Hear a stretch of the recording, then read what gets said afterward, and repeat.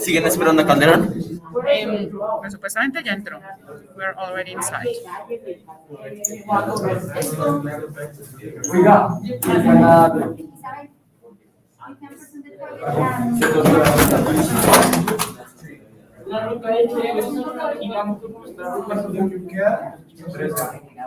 Okay, class. Sit down. We're going to start already.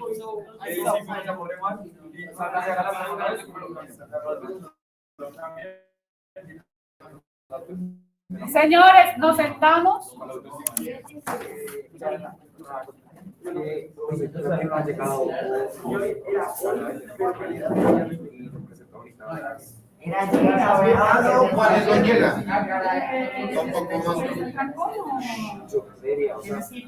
Yo creo que el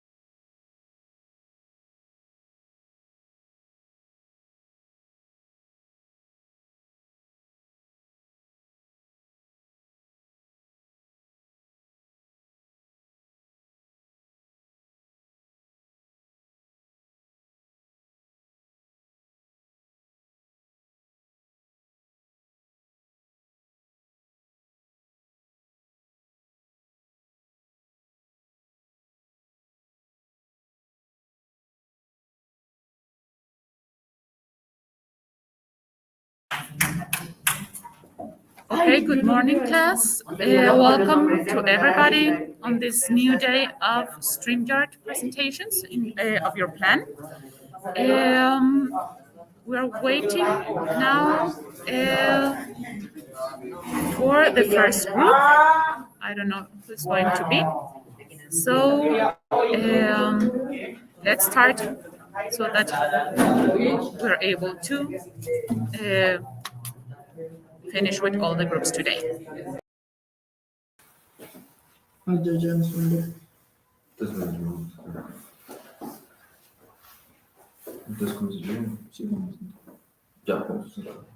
Do we start now?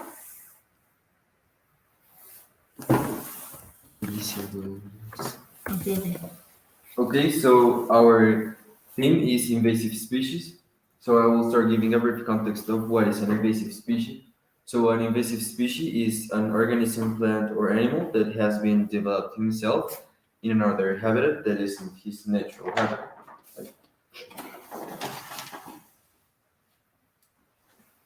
Okay, so our problematic is focused in the African snails, that they were brought to Colombia because they were brought with the main idea of exploiting them for a cosmetic project, and they are spread all along Colombia in 16 different parts of the Caquetá, in Barranquilla, Cartagena, and in Villavicencio. So as we can see here, there are more than 800 native species that have been lifted from Colombia because of these animals. Also, another problem is that these animals have been affecting the crops of our country, and that also affects our economy because the agriculture is one of the main parts of our economy. And we can see that it is one of the main animals that is more harmful and dangerous. So it also has serious diseases, for example, meningitis, bronchitis, and among others that are extremely harmful for humans.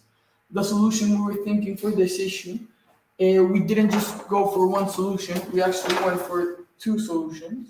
The first one is an airplane checks scanning system.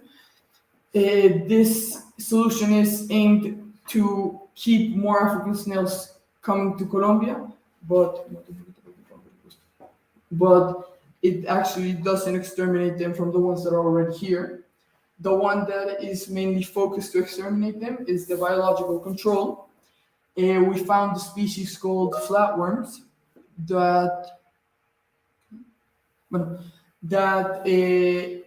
actually work for our problem really well because they kill African snails, but at the same time, as more African snails are in the area, more flatworms, but at the same time, as they start dying, less flatworms circulate during the area, so we don't think about other issues that could overcome. So this is our maqueta.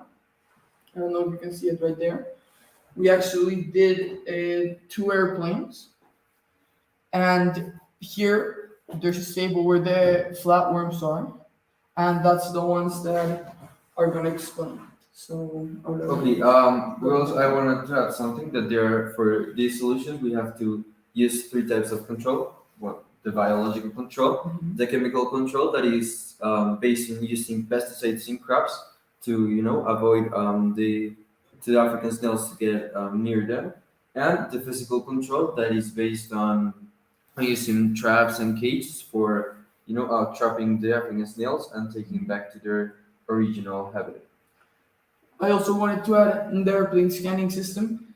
It is mainly for airplanes, but it also helps for ships. What it does is when people are going in, luggages and boxes, etc., it's a scanning system that can see if there's any living animals. Okay, so we can't make this alone, so we need the government help. So they can help us with economic help because this needs with many money. Also, we can find sponsors such as universities that can help us with their laboratories. They can also help us with materials like lab coats, cages, pesticides, and that. And they can help us with getting approvals faster and with different personnel. Contacts as well as raising awareness.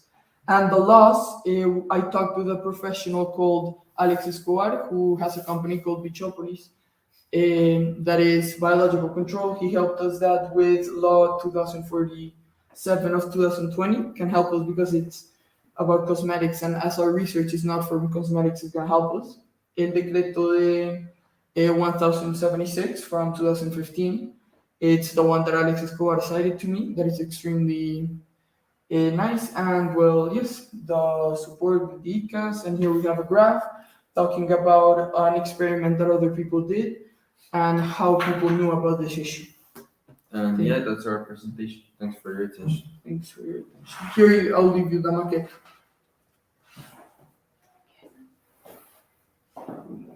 Okay, you have any questions? Isabel?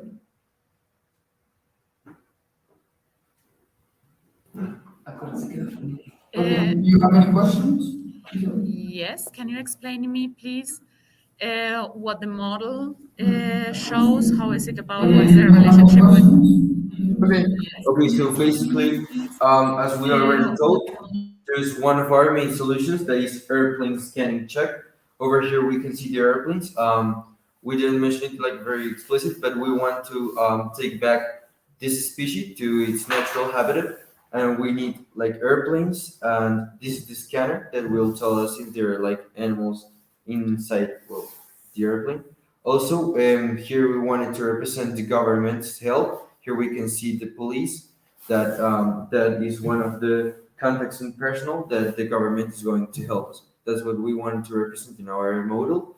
And over here we have the flatworms that are one of the main solutions. That is the biological control. That is one of the main solutions for our problematic. That's what we wanted to represent in our model.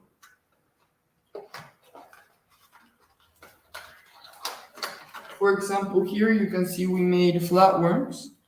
They're actually inside of a cage that is like the laboratory where we'll be analyzing them before we take them to that habitat, because it will not be responsible if we don't analyze an animal that we're gonna like put to help and use for biological control.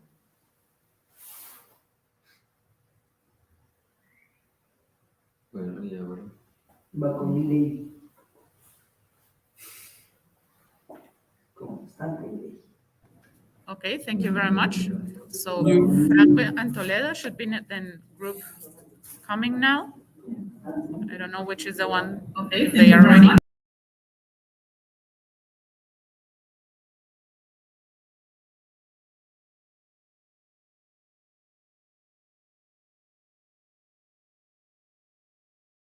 Yes.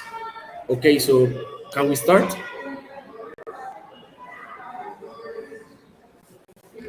Okay.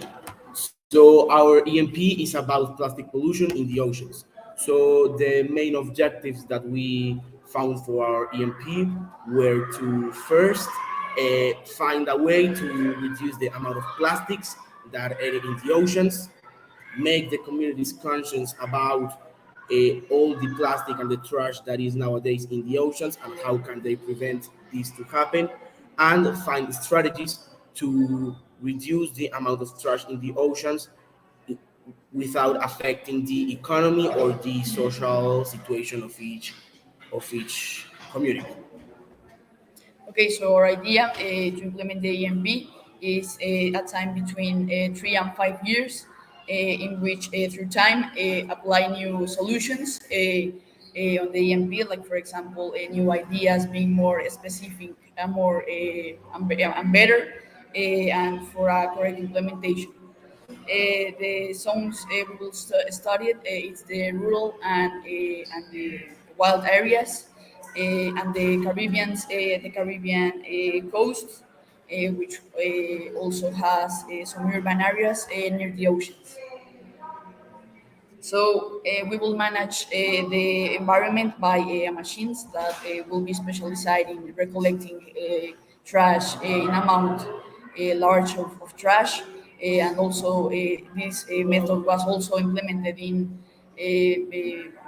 cases before, and that's it.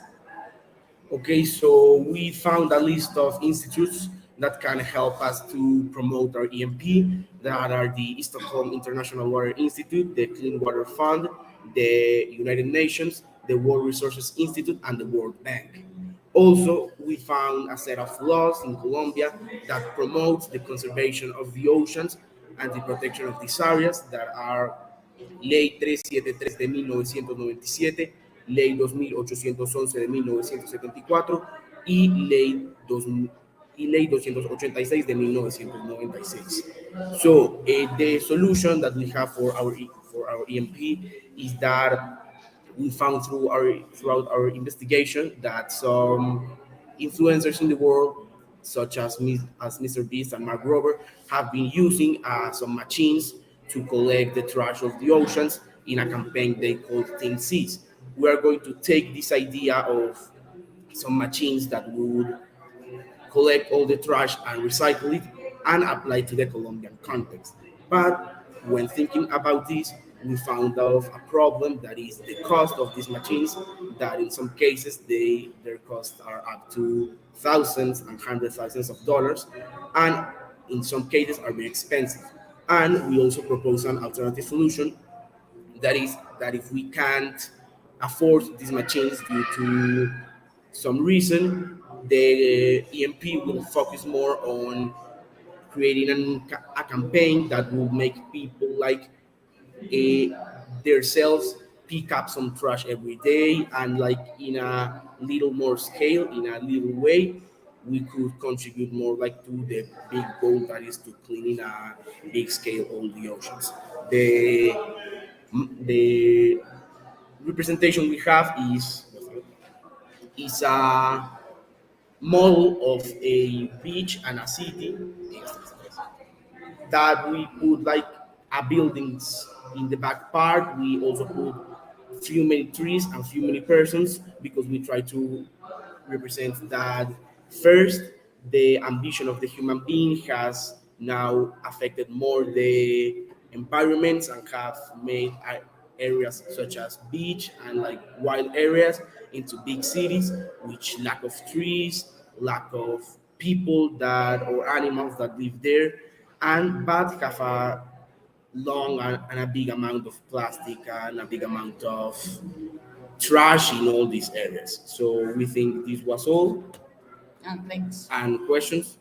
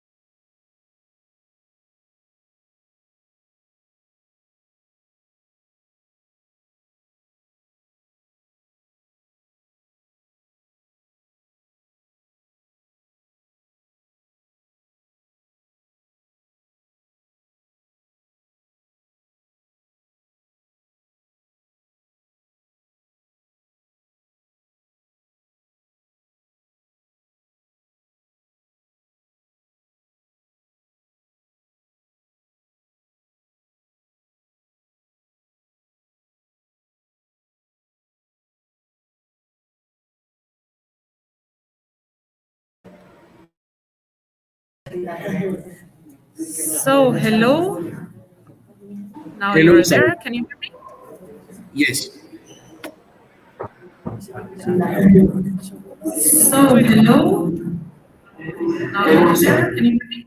So, the question is what is the actual problem of the plastics? Tell me. Can you put it in the chat that the background noise is a lot, please? So, what is the problem of the plastics in the environment? Because that's not entirely clear. Can you put the questions in the chat, please, that we can hear you well? We can't hear you well.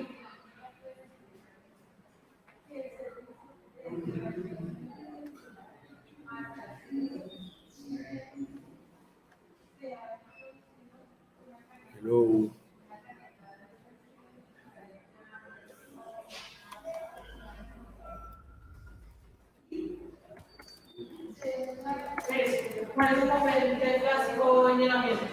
Okay, so here they brought us the question, and the paper that the plastic have in the environment is, well, plastic is used daily for many things and many products, such as bottles, as we see in the image that we put here, for forks, for a lot of people, a lot of things people use in their daily lives, like phone cases, pencil cases, trash cans. A lot of things are made of bad plastic, but the problem this material has is that it's not biodegradable, and it took around 1,000 years, I think, to decompose in a normal environment. And also that this affects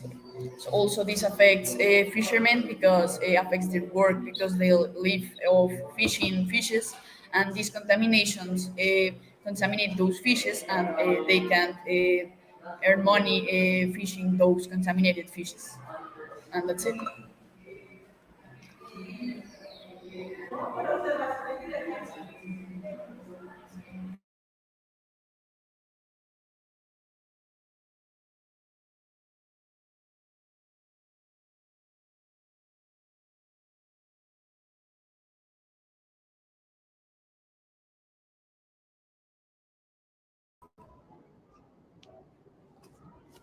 Hola. No presenta podcast, no. Ah, bueno, pues sí. Okay. Hello, do you hear us? Ya, presenta. Okay. Okay. Start. Okay, so hello, our names are Santiago Landi and Nicolas Londoño, and today our problem is habitat loss. Okay, so habitat loss is due to external and internal situations in the Amazon forest. The main causes of these ones are deforestation and wildfires that produce in the whole Amazon, not only in the Colombian but in the Brazilian. Okay, also there are many affected animals, for example, primates, birds, sloths, and frogs. Going a bit more deeper into the 182 species that are affected. The most affected ones are the spider monkeys, different types of birds, sloths, and the poison dart frog. So now we have like the variables that we find important to remark to be able to solve the problem, to analyze them. So in the independent side, we have the amount of trees that are cut down. Um, for example, we have the if it's a wildfire, if it's like, for example, deforestation, because that affects like the amount of space that's hit, and the amount of animals that lose their habitat. And in the dependent variables that are here, we have like the quantity of animals in the square kilometers of the Amazonas. And and for example, in the year 2014, 14,000 square kilometers of forest in the Amazon were cut down, and 5% of all the species in the Amazon were forced to move. and this is important to remark that we don't have to that species can move within the forest itself. So invasive species are not necessarily a problem here, but it's definitely big impact of what habitat loss does to the environment. Okay, so before explaining the main solutions, the main objective of the EMP is showing people like the knowledge to stop deforestation and wildfires on the Amazon, and basically to legally show laws from the governments, from the different governments that can be Peruvian, Brazilian, Colombian, etc., so that we can prevent and stop deforestation, wildfires, and habitat loss to many species. And the other objective that we find important in the management plan is to avoid that animals go extinct, because that's a very important part of all ecosystems. Okay, so the solutions. Okay, so the first solution we found was a short-term solution that was putting the 182 species in confinement. No. Okay, so basically the main solution is that we can disrupt the food chain. So there are many animals that are in hunt and having habitat loss right now in the Amazon.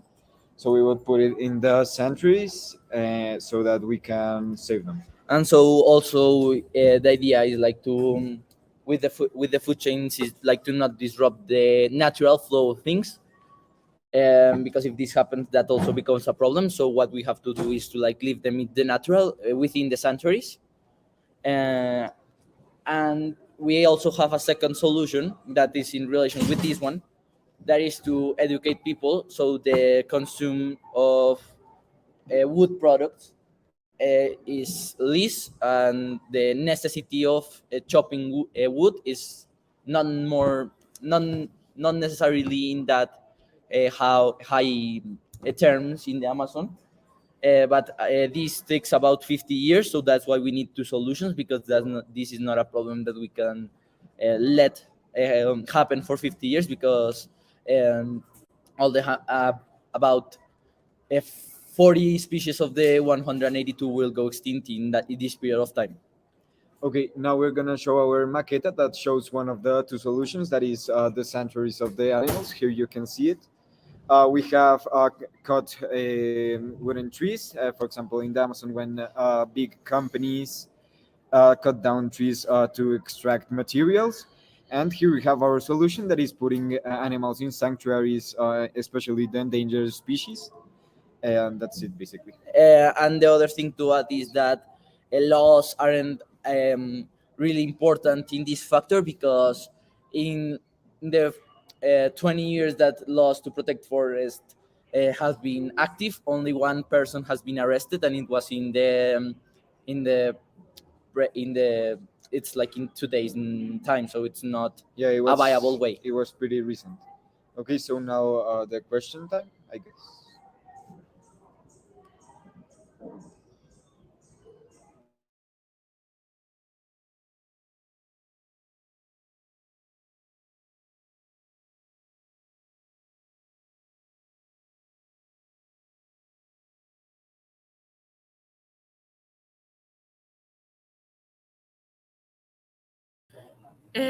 The solution is to No sé legalize ni lumber, to cutting the trees. That would be the solution.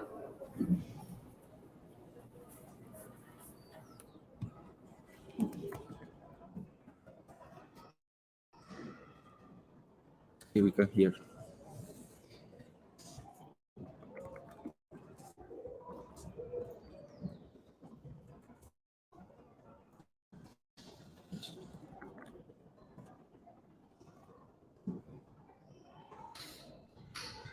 No se escucha nada, se escucha súper robótico. Hi, do you hear us? So once again, Okay. the solution you're planning is to legalize lumber. So cutting the trees under a regulated system. Yeah. No, well, the idea is to reduce the necessity of lumber in the society, because as we see, laws haven't been useful in this sense. So there's n- so at that route, not even the government can do anything about it at the moment. So we have to think of alternative solutions, such as reducing the consume of wood in the society. That of course it will take time, and for this we have to be a bit more flexible with the solution, and we just can't go to cut the roots like at the first. So we have to do it like slowly.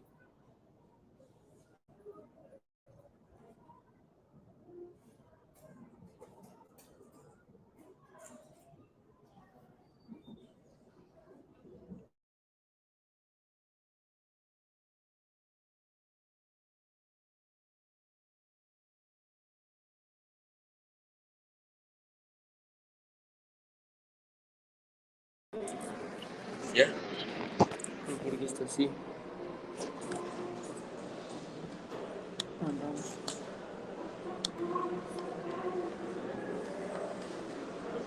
¿Dónde está? Sí, ahí está. No, no,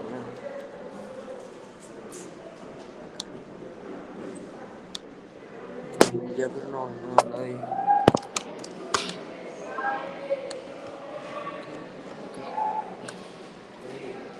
Entonces, ya, yo sé. Es que estamos en el celular, pero no hacemos. Ya, ya sé. Ya, entonces salimos de esto. Sí. Entonces cierra la puerta. Exacto.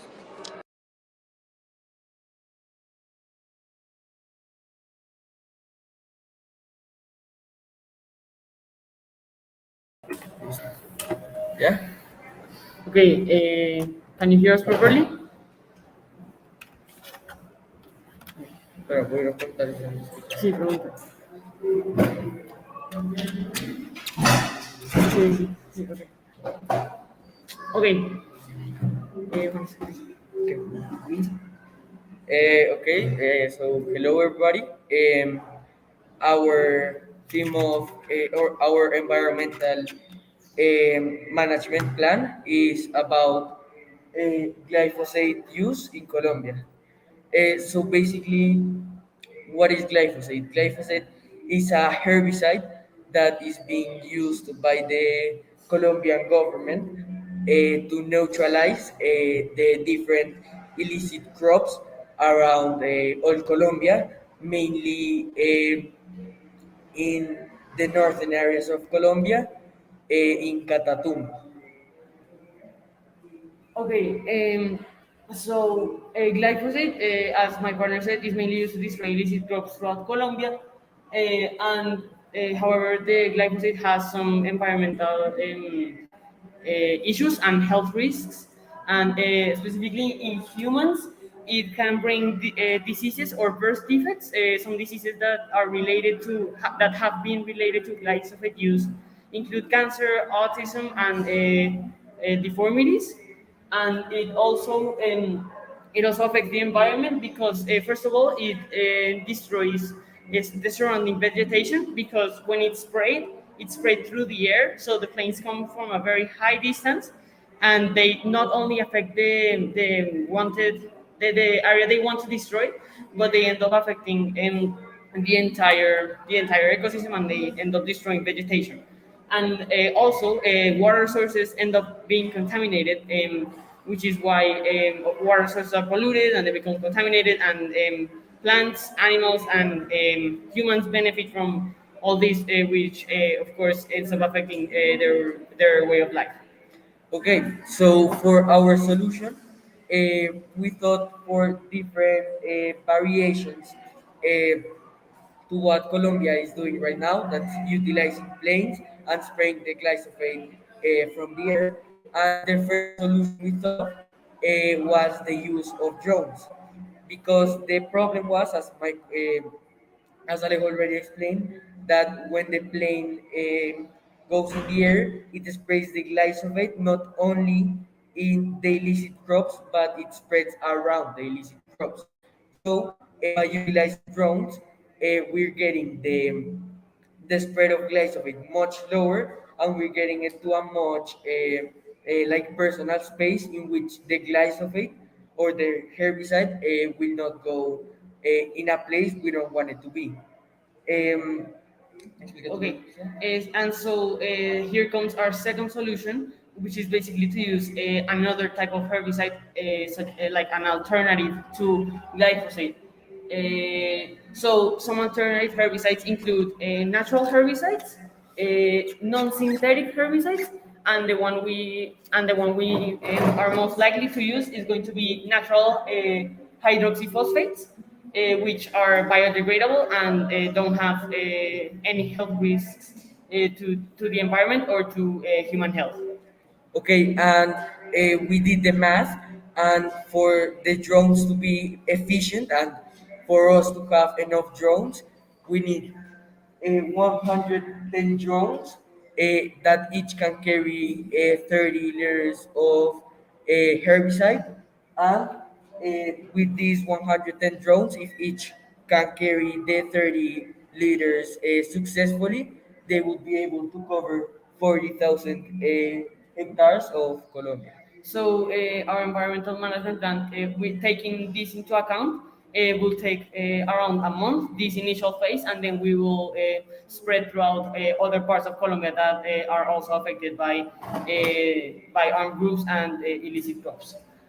And so, studies and laws that support our environmental management plan include studies made by the Munich Institute, the Munich Environmental Institute, which have found glyphosate residue in foods such as beer and even cereal. So we can see how this, of course, ends up affecting everyone because glyphosate, even if we don't notice it, it ends up in our system. So it can be very dangerous for us and for the environment.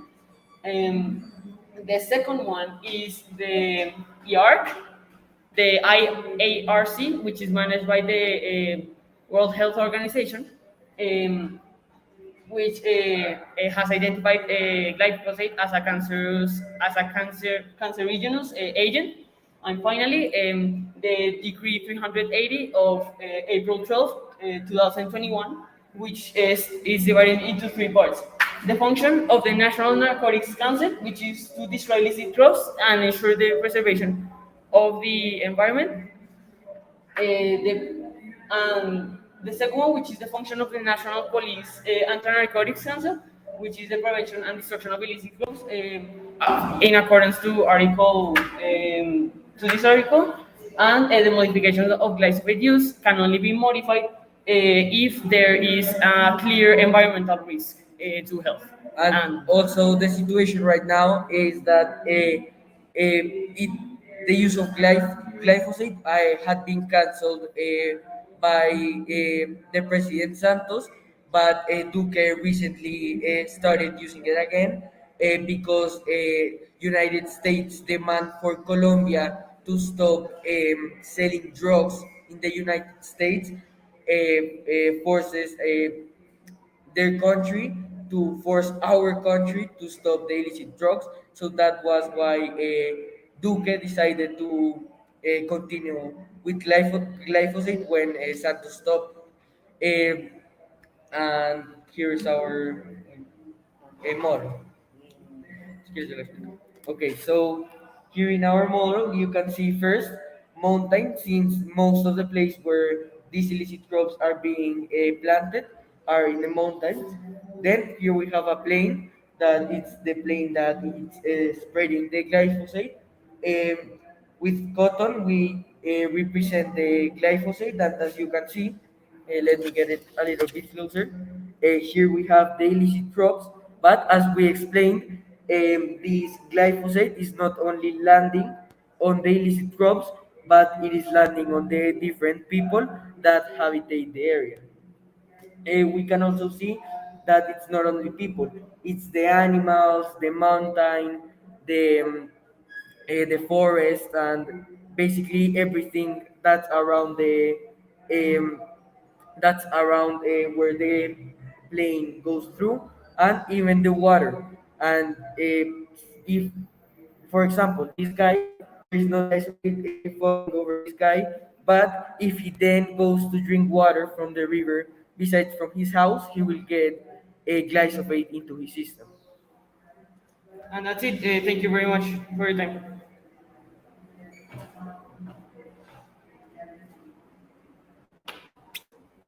Thank you very much.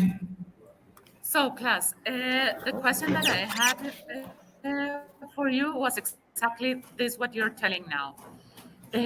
What happens if the glyphosate spreads to the water sources? Because you're saying that the plane is going to fly a little bit lower to We apply cannot We hear in can't you. hear specific you. areas the glyphosate, but the glyphosate enters into the earth, and the earth has also water resources. Sí, se va. We can't hear you. Juanes is gonna go What to the chat and happens? ask you the question.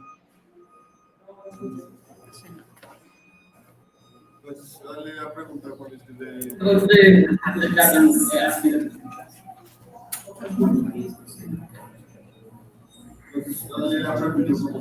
Go to the chat and ask you the question. You're just telling about the glyphosate in the water. So the glyphosate enter to the earth and contaminate the water sources that are inside the earth. Yes. So lowering the climate campaign is not going to help. No, but it enters like through. I'm sorry. Ah, okay, ya. Ah, ok. Sí, entra por los ríos, o sea, literalmente. Ok, sí, explícalo. Sí. Ok. Voy a poner aquí. No, ya. Okay. The reason why, like what we refer when we refer to water, is that it lands in the like the rivers, not like the water in the earth.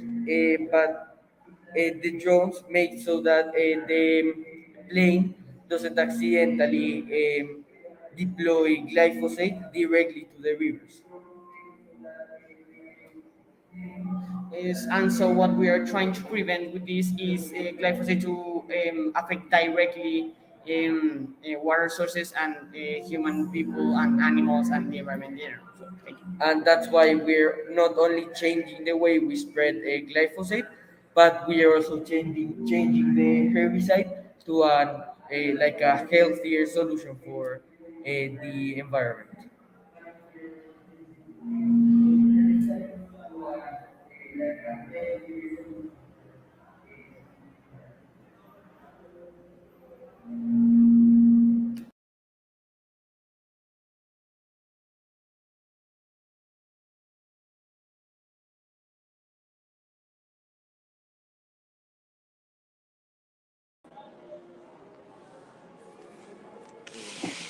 Hello. Hi everyone. So, can you hear us?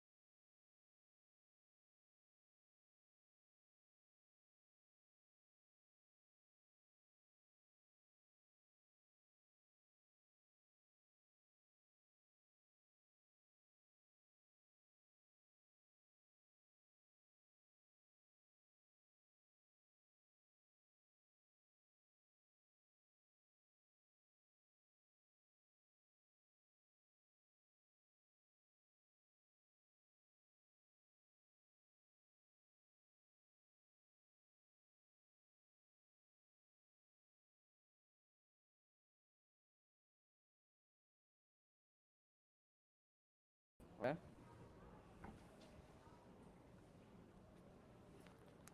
Can you hear us?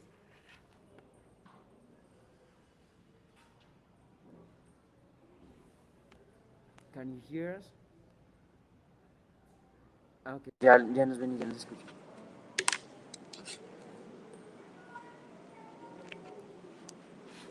Okay, so Okay, so this is our environmental plan and our problem, the Pablo Escobar cocaine hypos. So basically, on 1973, Pablo Escobar brought four hippos from Africa to his personal zoo. Pablo Escobar wanted a zoo full of animals from all over the world, and the hippos were one of them.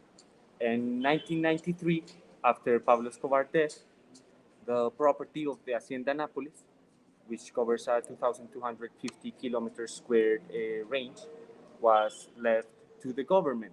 The government decided to relocate the animals. However, they left the hippos on the property. so the hippos were left on the property because the government thought they would be beneficial for the ecotourismo and because transporting the hippos was very costly. So the government was irresponsible and didn't think about the consequences. And now, 30 years later, there are no more four hippos, but there are around 80 to 120 hippos. So the population has exploded because they are what's called an invasive species, which is the general topic of our project. So an invasive species is a species that arrives to an environment which it is not native to and has a competitive advantage to some of the organisms that already live there. For example, having no predators, which is what the hippo has, because the hippo, as you know, has evolved in Africa, and the predators of the hippos are the lions and the cheetahs, and there are no lions and there are no cheetahs in Colombia. So the hippo became very fruitful in the Rio Magdalena in Colombia after the death of Pablo Escobar. So not only the hippos are very unpredictable and dangerous animals, but this is also a problem. As for 2034, there will be an estimated 1,400 hippos, and they will cover a 13,500 kilometers range. So our environmental plan. Okay, so the government has already tried three solutions, which are the transport, the relocation of the hippos, Hiring professional hunters to kill the hippos. and castration. So the first solution, which is the hiring professional hunters, has not been fruitful. So not only this is really hard but to find the hippos, but also they are really expensive. The hunters need a lot of equipment to kill hippos, and it's not moral. Also, the Ohio State Court in the United States has approved a law that makes the hippos legal persons, so they can't be killed. So for those who don't know what a legal person is, it is a term in law which determines an object, or in this case a hippopotamus, like an object that cannot be harmed, that has the rights of life. So the second option is relocating the hippos. This is really expensive, as one hippo can cost around $50,000 to $100,000, and it's money the government doesn't have right now. So The third solution is the surgical castration of the hippos, which is, as the name implies, making the hippos sterile by operating their sexual organs. So this is the option the government currently has. However, this option is not 100% accurate. Castrating a hippo is practically impossible, as there are a lot of processes that need to be done, and it can harm in a really bad way the hippo.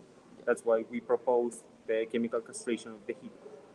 Yeah. So, for the surgical castration, there needs to be a large amount of sedatives, and there need to be specialized surgeons that can operate the hippo, which is a waste. Not a waste. It's a well, it's a waste of money and a waste of equipment. So our So solution. our plan. We plan to castrate the hippos chemically in a process that is currently being tested on. However, the results said they have 100% accuracy. We plan to shot the hippos 3 times with darts over a period of 6 months, and over time this will reduce the hippos population. So, as you know, in the case of the vaccines, we require various doses for them to be effective. In this case, the chemical for the sterilization also requires various doses. So, how does this help lower the hippo population? Well, as more and more hippos become sterile, they will not have offspring anymore. So gradually, the population will become flat, the line, and then the population will drop suddenly because there will be no more hippos that are able to reproduce. Okay, so this process will also keep the hippos monitored, as it requires 6 months to shoot each one of the darts, and this will not only decrease the range, but it will also be beneficial to the local population and to the local people, as the hippos will no longer be a threat to the environment. So, why are the hippos a threat? The hippos are massive animals, as you know. They can weigh up to 2 tons, and they have a bite force that is superior to a lion's. So, the hippos pose a great threat to human beings, which no people have been killed by hippos, but there have been many that have been injured. Also, the hippos require massive amounts of food, so they deploy the algae ecosystems in their habitats. So they have displaced the manatee and the spectacled caiman, which is el caiman de anteojos. So Also, the poop of the hippos are extremely dangerous. They are right now polluting the river Magdalena, and they are killing a lot of local species.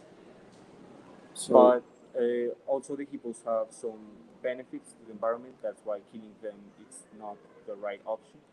The hippos poop contains silicon, which is really important for the local species.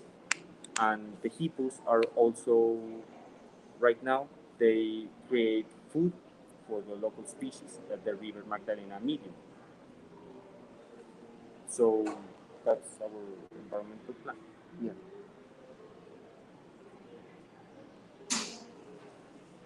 So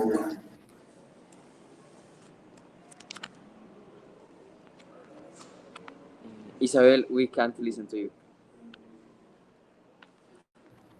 Okay, I would like to know how many hippos needs to be sterilized so that the project could reduce really the population and extinct them. How many hippos per year? sorry, we couldn't listen to the question properly. It's how many hippos per year?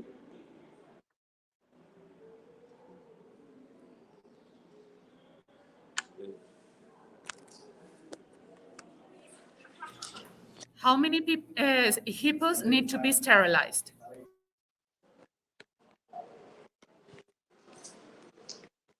okay, okay. How many hippos have to be sterilized?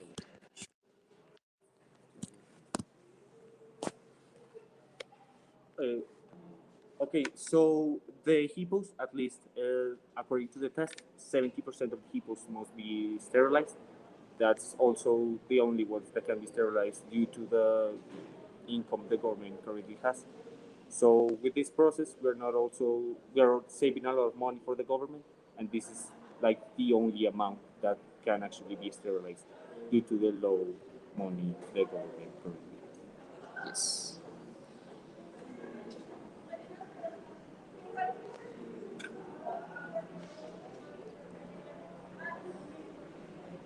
And something we would like to mention before that has to do with recent events is that as Russia will be cut off from a lot of trading operations, the prices of oil will skyrocket, and transporting the hippos will be much more impossible. So Okay, so Thank you so much.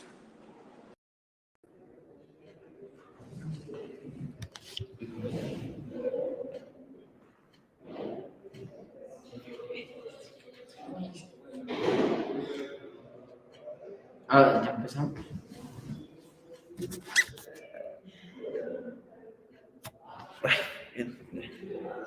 Okay. So our problem.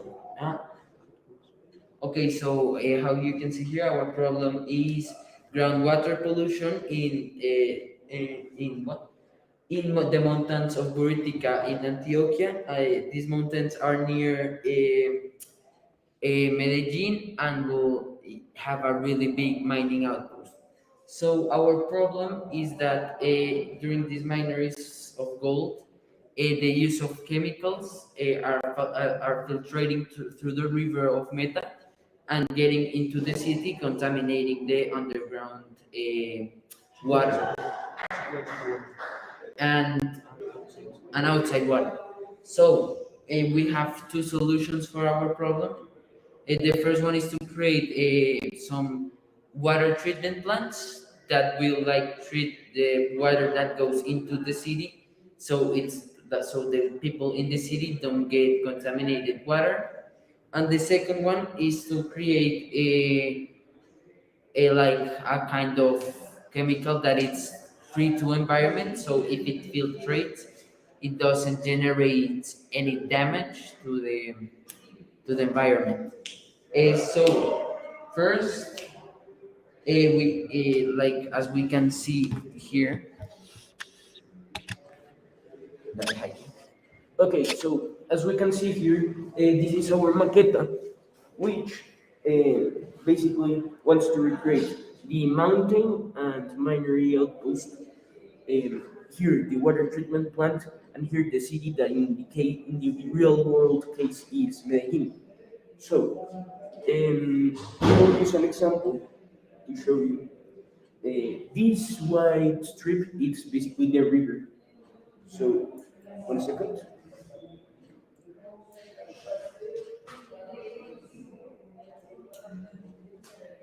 So as you can see, here there is a tube that goes from out the mountain, and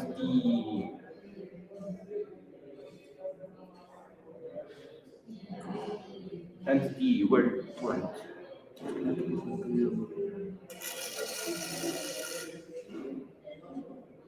So as you may be seeing, this is filling up the river with green contaminated water.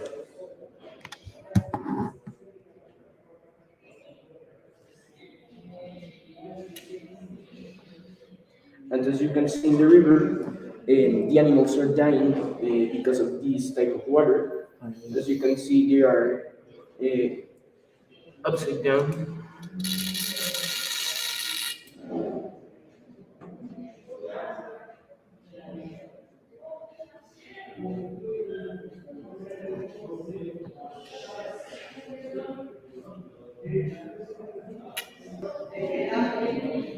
So what we want to show here is like the effect that this contaminated water brings to the environment that we chose, that it's Medellin, and well, here we have our solution that it's the water treatment plant that will help not only the inner waters or in Medellin, but also the outside waters like represas and lakes that are near Medellin.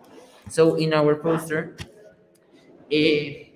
well, we have to like we need some laws that of the ministerio and that may let us make use of national waters, because we this is that the rivers that there is in that place are property of the government, so we need to ask for permission to get access to these waters.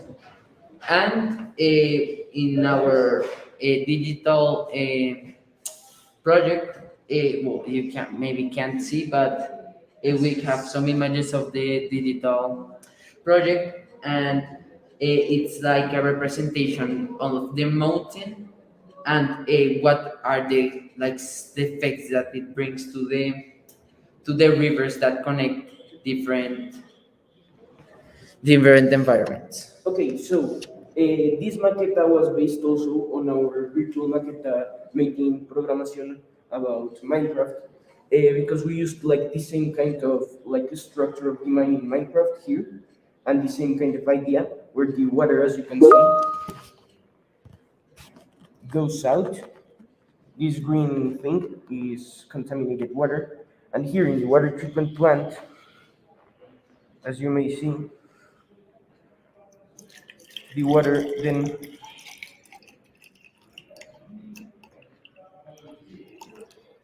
gets out clean. And the animals in this side of the river are fine, but in this side of the river they are dead. And that was all.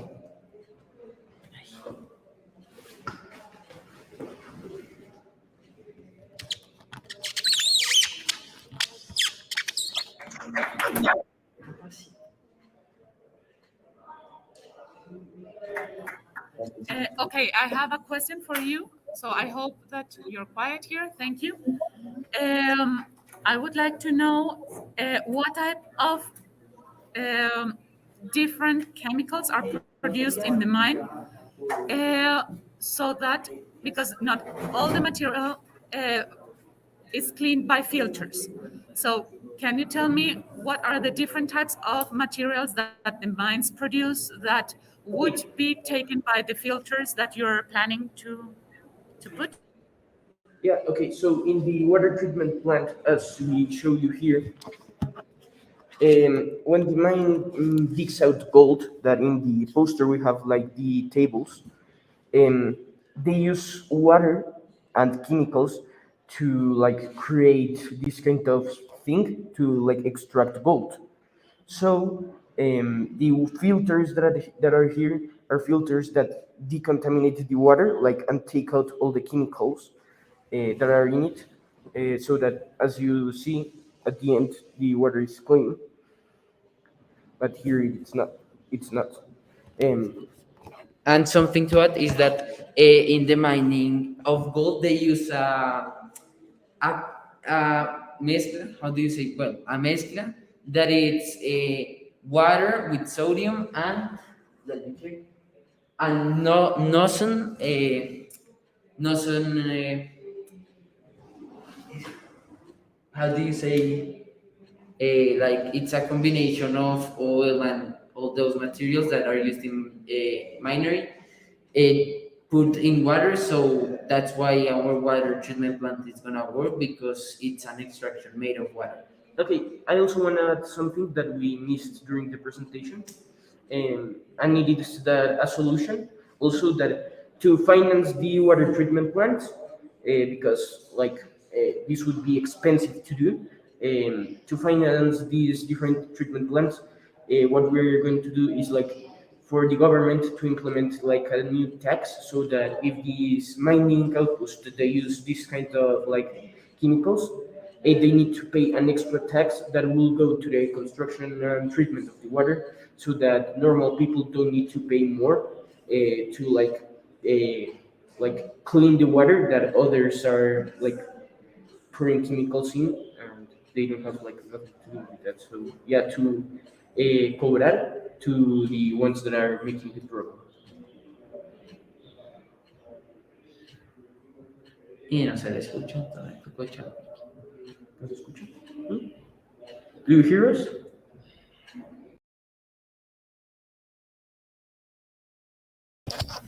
Okay, thank you for watching. The streaming is done. Have a good day. Great job.